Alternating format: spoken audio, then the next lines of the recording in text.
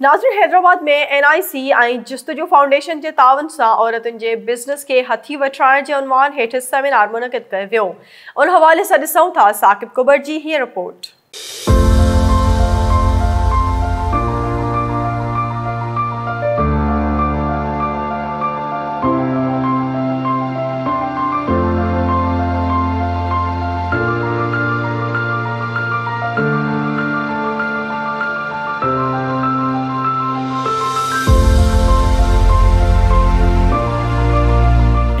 जस्तजू foundation के तावन से NIC में औरतुनि के बिज़नेस के हथी वठाइण के उनवान हेठ सेमिनार मुनक़िद कयो वियो।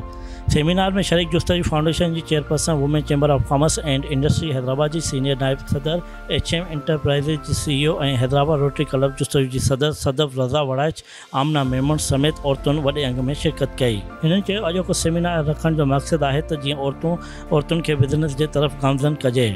हिननि चयो त असांजी कोशिशि आहे त औरतुनि जे हथ जे हुनर खे ई हथी वठायूं त जीअं ॿाहिरि मुल्कनि में औरतुनि जे हुनर में इज़ाफ़ो थिए। अॼु ही जेको असांजो इवेंट रखण जो मक़सदु आहे NIC वारनि ऐं मूं सदफ रज़ा असां ॿिन्हिनि कोलैबोरेट करे हिकिड़ो असां इवेंट रखियो आहे।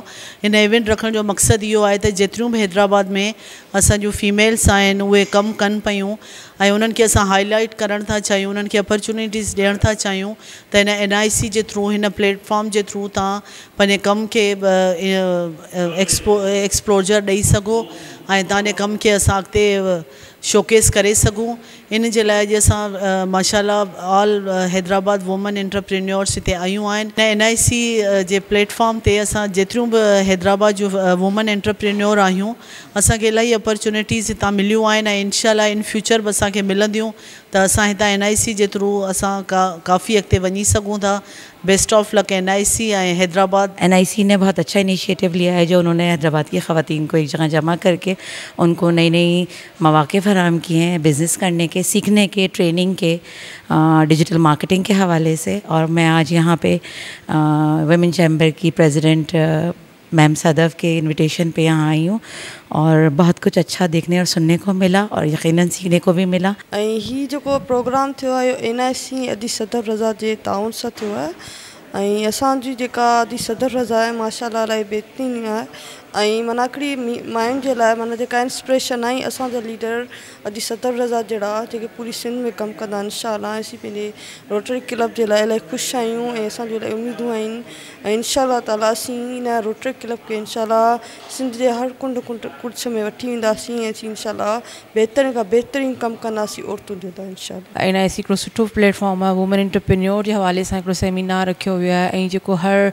मंथली या वीकली थींदो रहंदो आहे त इन में अवेयरनेस ॾिनी वेंदी आहे त how to empower the women, how to do business, how to growth your business. So हिते असां गॾु थिया आहियूं जीअं त मां अदी सदफ जीअं त असांजी लीडरशिप सां कमु कयां पई। माशाल्लाह she is most active working in Hyderabad ऐं सो अॼु उन सां गॾु असां हिते NIC में हिकिड़ो सुठो सेमिनार अटेंड करे रहिया आहियूं। तो इंशाल्लाह उन मां असांखे हिकिड़ो काफ़ी सुठो वुमेन एंटरप्रेन्योर जे बारे में ख़बर पवंदी असां कीअं बिज़नेस खे पंहिंजे खे ग्रोथ करे सघूं था या जेके न्यू जेके माना बिज़नेस करणु चाहिनि थियूं उन्हनि खे अवेयरनेस ॾेई सघूं था। उन्हनि चयो त NIC ऐं जस्तजू फाउंडेशन हिकु सुठो प्लेटफॉर्म आहे जिते औरतुनि खे मुफ़्त में बिज़नेस जे हवाले सां क्लास ॾिना वेंदा आहिनि। ज़रूरत इन ॻाल्हि जी आहे त जेके औरतूं बिज़नेस करणु चाहिनि थियूं त हू NIC ऐं जस्तजू फाउंडेशन सां ताउन कनि त जीअं हू मुआशरे में पंहिंजो कमु उजागर कराए सुठो नाणो कमाए सघनि। कैमरामैन शाहिद सोलंगी सां गॾु साकिब कुबर SS न्यूज़ हैदराबाद।